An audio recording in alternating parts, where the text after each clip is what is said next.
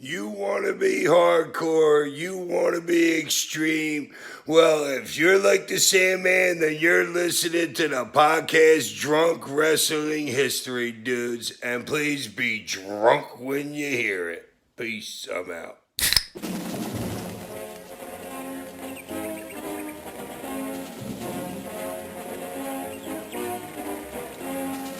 I kept Kleenex in business in the late 90s. Mike Awesome might have fucked Tanaka's wife. But just say no to this pay-per-view. Wait, were you making a death joke? Told you we should have gone to the donkey show. Stop choking yourself. It's either death or defecation. Woo! What's up, Drunk Marks? Welcome to this week's episode of 205 Jive. I'm Adam, designated to be your host for this drunken wrestling adventure, and also joining us are the legendary drunk historians themselves. This is Eddie. Step off. I'm doing the hump. And this is Scott, educating the masses one drink at a time. All right, so as I said, this is something that we are working on, and hopefully we got this down pat. This is an episode of 205 Jive, designated to go easy on the liver for us. Just going to try to keep this short and sweet, but also make sure it's still packed with all that good drunk wrestling content that you all like. So we got beverages in hand. Let's just jump into it. This week is an episode dedicated, I don't know if dedicated is the right word, but it is all about one Mr. Ahmed Johnson. Yeah, actually, the official title of this episode is The Ballad of Ahmed Johnson, because it wasn't... That's true. Things didn't go well for old Ahmed. They really didn't. He was, would you say a fair statement would be he was very injury prone? I would say he's the Derrick Rose of the WWF, at least in that decade. Very good. Very much so. Yeah, I would agree with that. Very much so. I mean, the guy kept getting derailed push after push by injury. And it's almost a situation of... Go ahead. I was going to say, it's almost a situation of what if with this guy. Well, he's also Good point. was accident prone. Like, he didn't just hurt himself all the time, he hurt other people. What? Okay, so that's true, right? But his first real injury was a kidney issue, if you want to even call that an injury. And, I mean, you can't really hold the guy responsible for that. But a lot of other things after that were his fault, like getting overweight and busting his knee up during a brawl and pulling a Jesus Christ maneuver where he put his hand through a nail on the announce table. Like, some of these things he brought upon himself. Yeah, let's back up, though, because actually you're wrong about the first injury being the liver. The first one was he got a concussion. Kidney. So, no. He got a concussion before that. So When did he get a concussion? I don't remember that. So, okay, his debut was... It was in October 95, right? And then just to get into, like, a little bit of what he did in his career, he survived... So, he was there... He was going to be, like... the next Luger. You know, he might have been the guy that after the Luger experiment failed, that Vince was going to make him into that guy. He goes straight into Survivor Series, and he teams up with HBK, Sid, and Bulldog, right? So right away, he's putting with top fucking guys. Okay? Yeah. And he eliminated... So Sid had already been world champion at that point. HBK was a few months from being world champion, and Bulldog was a legend already. He eliminated Owen and Yoko in the match. So right away, his first big match was that big of a match. Royal Rumble 96, at this point, he's in a feud with Jeff Jarrett. Jarrett hits him over the head with a guitar and gives him a concussion. So that's his first actual injury. But that's Jarrett's fault. That was Jarrett's... I don't know whose fault it was. Actually, to tell you the truth, it could have been whoever gimmicked the guitar's fault. You know? True. It could have been that. True. It also could have been, you know, Ahmed could have been slightly out of position and Jarrett hit him with the guitar wrong. I mean, on the surface, you would assume that Jeff Jarrett was the one who fucked up because he's the one who hit him. But realistically, who's more likely to fuck up, Jeff Jarrett or Ahmed Johnson? Well, that's true. There could have been many factors to jump into that. Yeah. Yeah, Ahmed was still really green at that point, too. So he was. You know, odds are in his favor to really screw that one up. Yeah. So then, you're right. So then... we get through spring of 96. He was in a Rumble match. He mostly feuded with the Camp Cornette guys for a long time. Yes, correct. Yep. So then getting into the summer, he goes into his feud with Goldust, which was actually, to me, he peaked really early on. Because his feud with Goldust was pretty good. That was where he got... How did he get knocked out where Goldust gave him mouth to mouth? Just dude, yeah. Frenched him. Gold paint all over his face. Oh, that was great. Yeah, what happened to him? He got his ass kicked by someone before that, right? And Goldust came I believe so, yeah. Yeah, and then he gave him mouth to mouth. So the story I read was that he talked to Ahmed Ahmed talked to Goldust about that beforehand, and the agreement was that Goldust was not going to put his lips on him. He was going to put his hand over Ahmed's mouth. And Ahmed claims that Goldust didn't do that when they actually shot it, and he said when he attacked him, that was basically a shoot. But I wonder if Goldust slipped him tongue. Now, yeah, also, now I that you couldn't see what mentioned Goldust that, was it doing. looked like he was legit off. Yeah. Yeah, and I couldn't see what Goldust was doing with his left hand when he did that. So, who knows what else was going on during that spot. Oh, I mean, I'm sure he inserted a digit. At least one. I mean, to really set a dude off, Right. Well, yeah, Goldust knew how to get heat, right? You put your finger in a guy's ass, you get stiffed. Now you got a hot angle. Oh, yeah. Yeah, well, Ahmed hated the fact he got a boner from that, too. He was very upset. He was very embarrassed. He was extremely embarrassed. Yeah, right. Yeah, I heard that he went on a homophobic rant on the internet after that. Him and Warrior. Yeah. Well, that was a Lars joke. But anyway, so he ends up beating Goldust for the IC title at the King of the Ring. So right away, like within 10 months, about 10 months, he's IC champion. Then he wins, I think it was the Battle Royal, to get a title shot the night after SummerSlam. That's when he gets the kidney issue. Right. So there he goes. Now he's out. And at the same time, they were setting up an angle because that was when, same time, Faarooq jumped him. So that was Farouk's debut, right? Correct, yeah. So they kind of blamed his injury on the Battle Royal itself, even though when the Battle Royal was filmed, they had no idea that Ahmed had kidney issues. But because they filmed enough in advance, they were able to kind of work that in. But you could see, and I'll be honest, right off the jump, I am a huge Ahmed Johnson fan. I loved Ahmed Johnson when he came in. Seriously? I could tell, very seriously, yeah, 100%, dude. Wow. Ask anybody that we grew up with. I was a huge Ahmed fan. No, legit. And I could see immediately they had the rocket strapped to this dude's back. Like, he was going to be a big deal. Like you said, he may have been the guy to replace Luger, but he was like the next big thing. No doubt about it. He was the guy. They put the IC title on him. They were going to give him a title match against HBK the night after SummerSlam 96. And here we go playing what if. What if Ahmed doesn't have kidney issues and he goes into that title match with a chance to be a dual champion? There's not many that have been IC and heavyweight champion at the same time. Ahmed could have been that guy. I think at that point, he might have only been like the second or third guy to even get a title shot to have both championships. That didn't happen back in the day. That was like an attitude era. Was. Yeah, that was.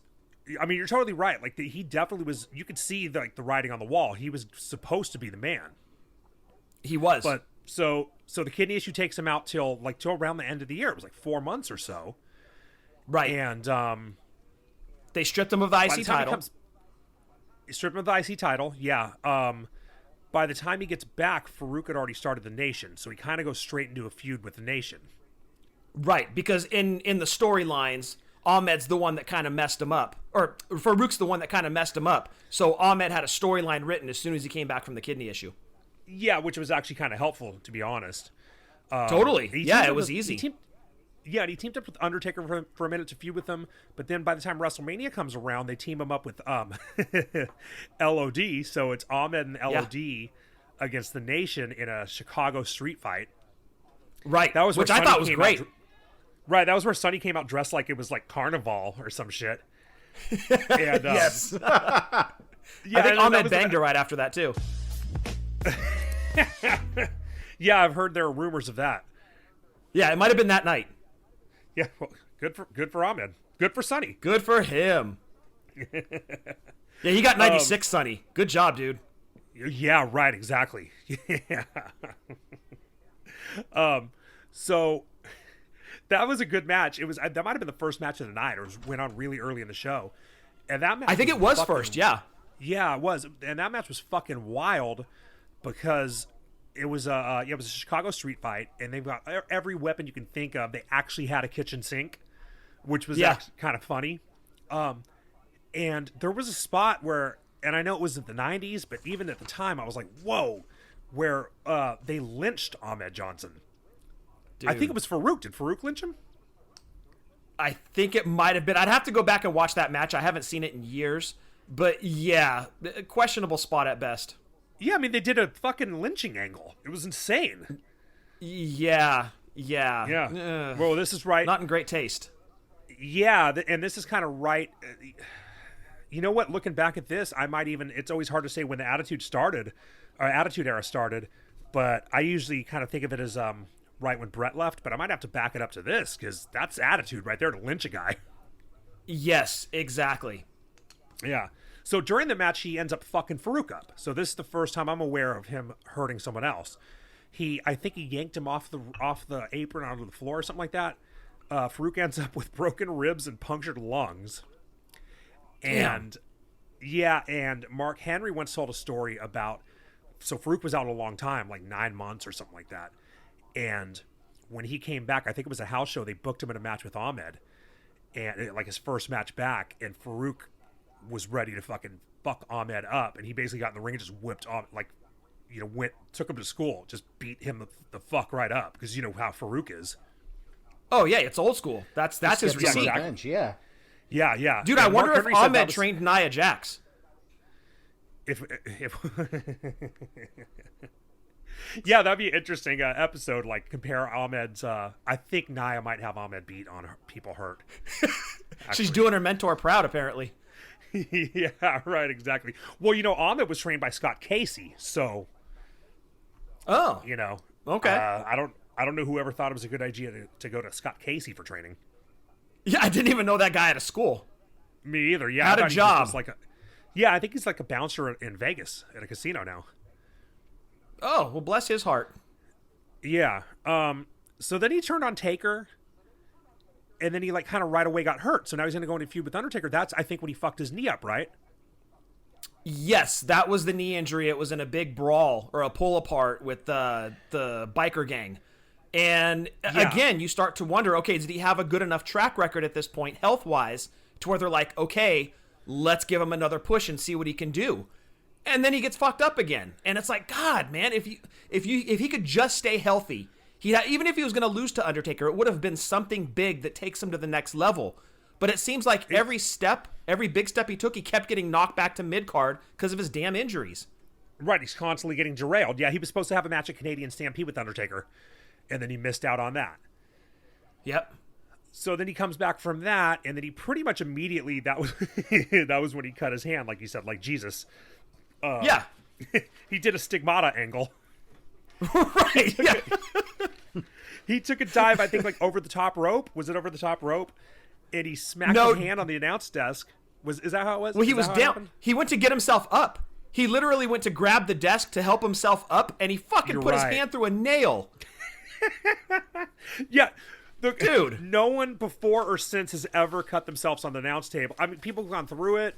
You know, like all kinds of so much. You think of how much shit's done with that table, and no one's been hurt. Dumped on top, really on dump a table on top of you, broken in half, broken, fallen apart. So many combinations. Yeah. What the hell? Ahmed's the one guy who figured out a way to get hurt on the fucking thing. Dude, Kurt Angle got that sick-ass concussion in that SummerSlam match where he didn't remember the finish of the match. He actually came back down, and Ahmed managed to one-up him by just literally putting his hand through a fucking nail.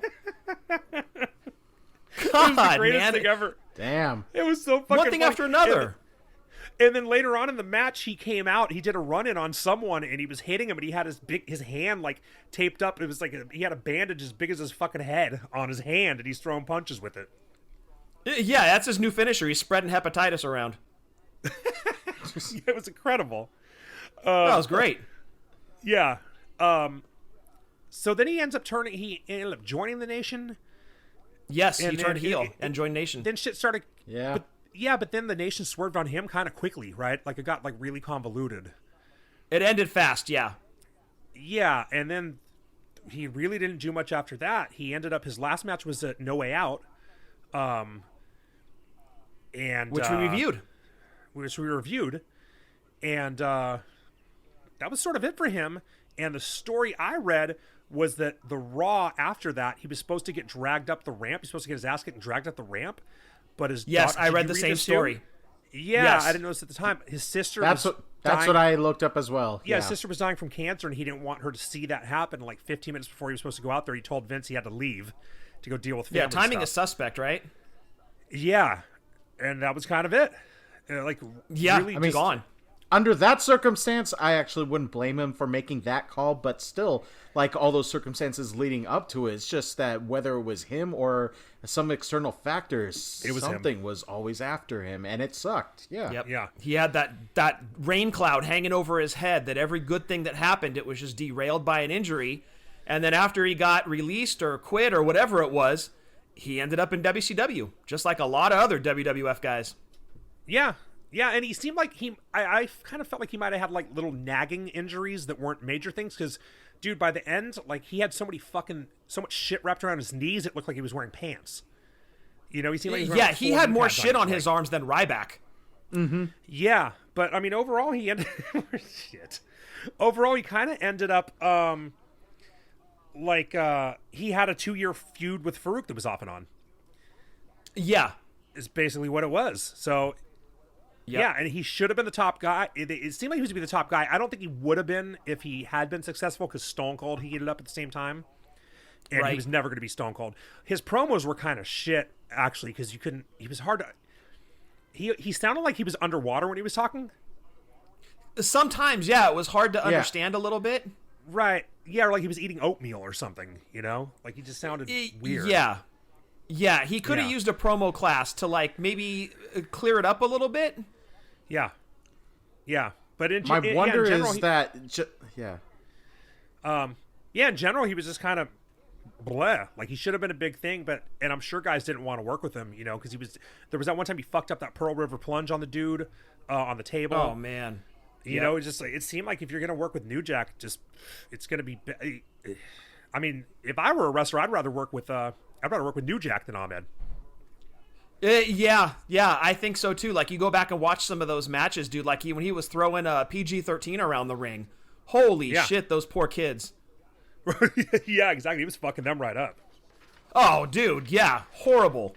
Yeah. But you know, again, I was an Ahmed Johnson fan, big Ahmed fan, and I was always hopeful that okay, he's over this injury now. He's on to something bigger and better. And again, it was like that dark cloud, the rain cloud hanging over his head that every good opportunity that came along derailed by an injury, and you're left with a what-if situation with this guy. There you go. That's it. What if? You just wonder, like, there was supposedly he was playing with the Dallas Cowboys. There was also, I would say, like, just the concept of players being drafted just because they were of a certain size, maybe not muscular. Maybe he was brought into WWF because he had that linebacker physique, but it showed that he was able to learn, he was able to adapt. But I guess, just not that well. Cloud just unfortunately followed him. Yeah. He needs to learn where the nails are out on the table. Apparently. Yeah, they don't teach that. I guess if there's one thing we can, I guess that wasn't is revolutionizing the announce desk. Yeah, exactly. Nobody has done that since or before. Yeah, I think OSHA had to get involved. Jerry Jones certainly didn't do it for him. All right, Adam, did someone lose track of the clock? Yeah. Oh, no, I was keeping track of it, but I must have written the wrong time down. But still, hopefully that covers it in the time that. Or the time range that we tried to allot. Did I but fluster yeah, you? that is. What's up? Did I fluster you? No. Okay. No, it's good. No, I must have written down the wrong time just to keep track. But still, it sounds like it's a full ballad that you fine gentlemen covered over Ahmed Johnson. Yeah. So I think that's all I have to say about him. I can sum it up in one word. Sad. There you go. And Perfect. Also, great detail about this. Neither one of us got injured in this episode. So, may have run a little long for 205 Jive standards, but you know what? We made it through. So, please, to all of you that have been listening, thank you so much. Please let us know what you think about this episode. Also, give us some iTunes reviews. When you tell your family, tell your friends about it, about our show. It really does help. So, the more recognition that we have, the better kinds of push that this show can have in the particular category that is on iTunes and all the podcasting platforms. So, the drunk wrestling if category. you continue to push us. Yes. Yes, because we are reaching multiple demographics with those audiences. Children. So, of course, we have to teach them early someday. But, I think that takes care of it. So in that case, with Eddie and with Scott, I'm Adam, just reminding you to watch wrestling responsibly, drink like nobody is watching. In the meantime, please do wear your mask, wash your hands, stay 6 feet apart. And 1, 2, 3, that's our episode. Don't get injured. Cheers, dive.